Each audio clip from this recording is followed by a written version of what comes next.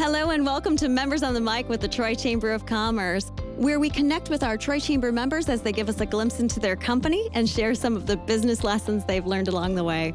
Hi, everyone. I'm Tara Thompson-Cusack, President and CEO of the Troy Chamber of Commerce, and I am joined today with my amazing co-host and Vice President of the Chamber, Sheila Denstead. Hello, everyone. First, I'd like to take a moment to thank our presenting sponsor, Tryon Solutions. Stay tuned for our very first commercial break where you can learn how you can rely on Tryon. Sheila, we got a great show lined up today. I know I say that every time, but I'm really excited about this one. Sheila, who are we meeting with? Well, today we are meeting with Lauren Royston. And Lauren, if you'll bear with me when I read through this, and I'm reading off my phone and I apologize, it's small print, no glasses. So Lauren is community relations and economic development professional with over 20 years of experience. In her current role as community affairs manager with Consumers Energy, she engages with local government, community organizations, and leaders in Southeast Michigan, creating strategic partnerships. You'll see her out and about or speaking at various Chamber of Commerce and business events. You also find her working with local municipalities and to ensure the company is delivering proper hometown service and care to their customers. She held previous roles in workforce, community, and economic development at local and state government levels. She currently serves as chair for the Oakland County Workforce Development Board, vice chair of the Rochester Regional Chamber of Commerce, I've heard of them, and also serves as on the boards of the 8 Mile Boulevard Association and the Accelerate for Kids nonprofit. She received her Bachelor's of Arts degree from Spelman College and a Master's in Public Administration from Wayne State University. Welcome, Lauren. Hello. Yay, not an overachiever at all. No. I don't think so. Every day. Well, thanks for joining us. Lauren, Consumers Energy does way more than just providing natural gas to its customers. Can you give us a glimpse into what's happening at Consumers Energy?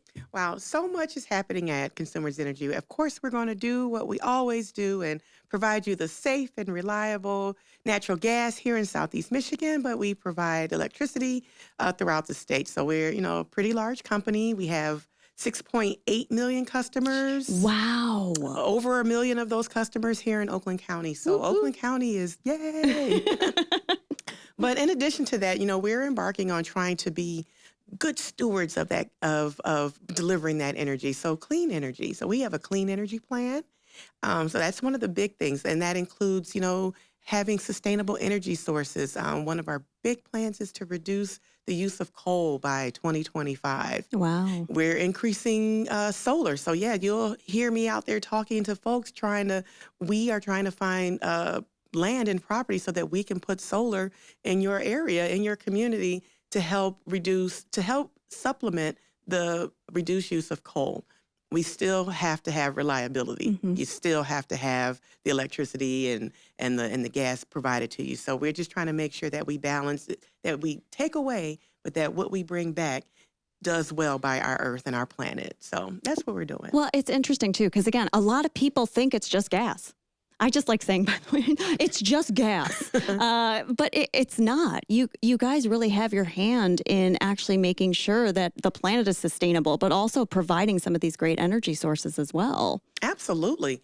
And, so now we're even working with, electric vehicles. That's something we're involved in. We're working with top OEMs right now on electric vehicles. We have a plan to put 200 charging stations across the state. Wow. So we want the opportunity to make sure, we want to walk the walk.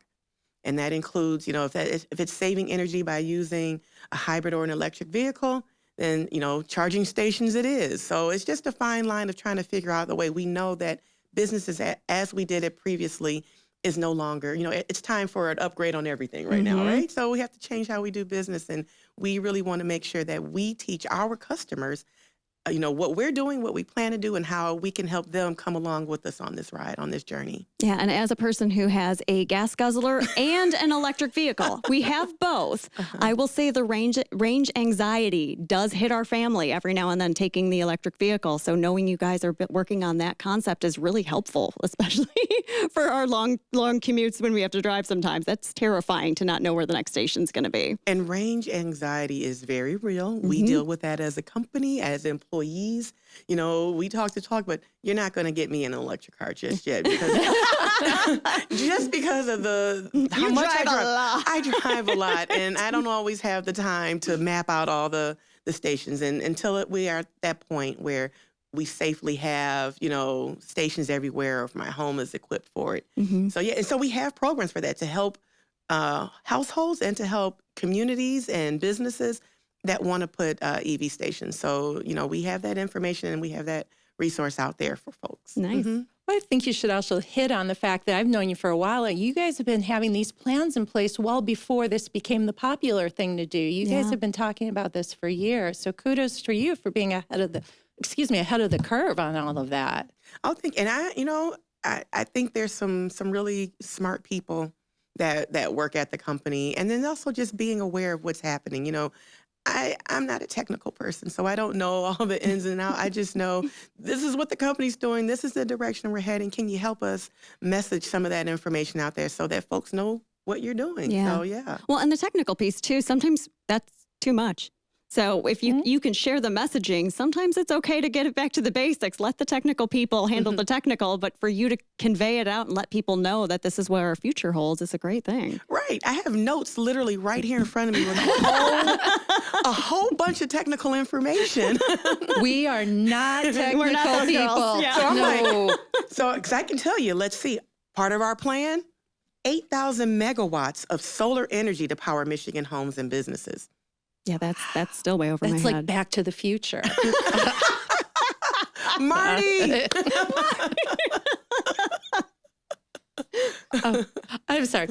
All right. So Lauren, you've been helping our members in so many different ways over the years. Can you walk us through some of the ways you've been helping businesses now and into the future?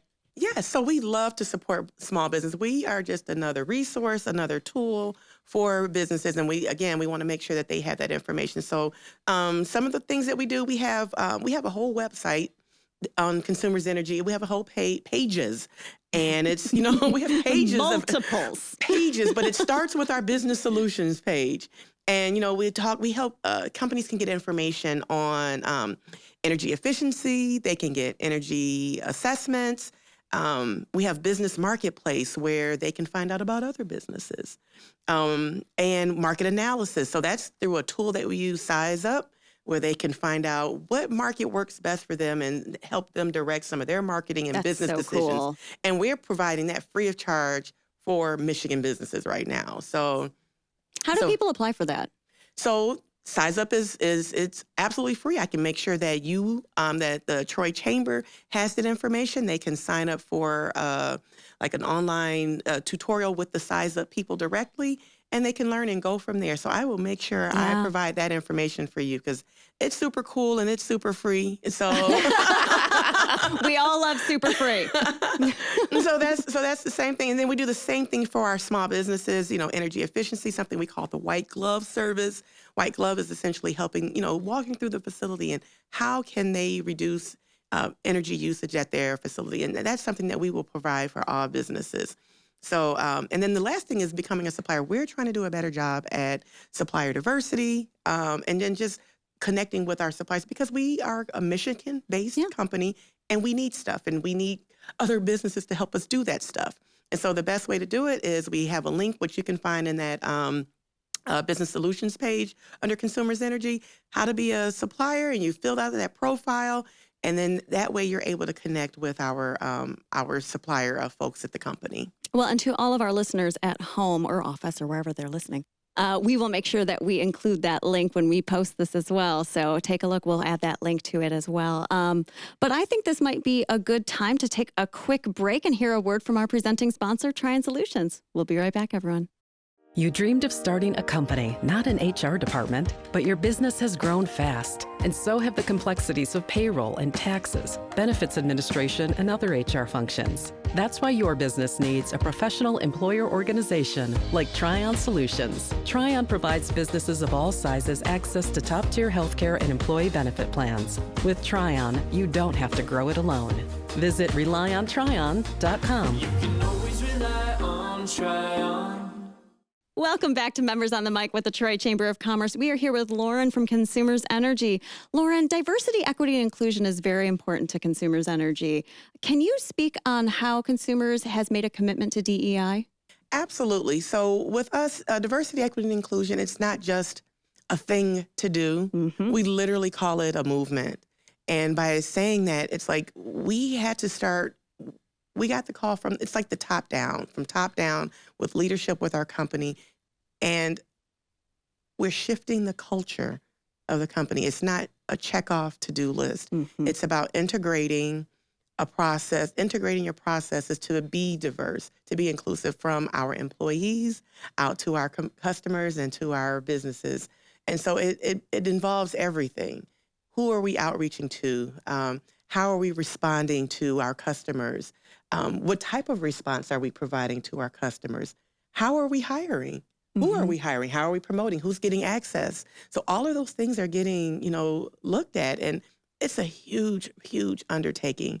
But I appreciate that the commitment is there, and we're trying to walk the walk. We don't know everything. We're a large company, but we are really doing so many different things to try to make this more inclusive environment and demonstrate that through how we operate and how we engage with the public and with each other and with our company. So overall, it's, I appreciate that it's not just, hey, check the box, hire one person. So, there is a very small staff. We do have a Department of Diversity, Equity, and Inclusion. We have a Chief Diversity Officer.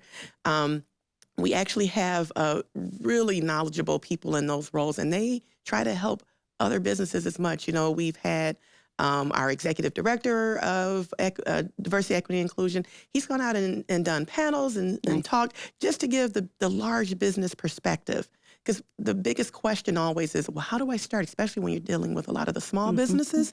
They want to know, how do you start, and how is it applicable to me if I'm a single business owner, or if I have 10 employees? How does this even? I was like, but look at your processes, and then you want to, and there's some starting points, there's some benchmarks, there's some literature out there that can help you guide the way. But again, you have to have that commitment to even want to change it in the first place. So, well, and I think it's different too when people talk a lot about DEI programs. A lot of times, like you said, it's that, oh, look, we're doing it.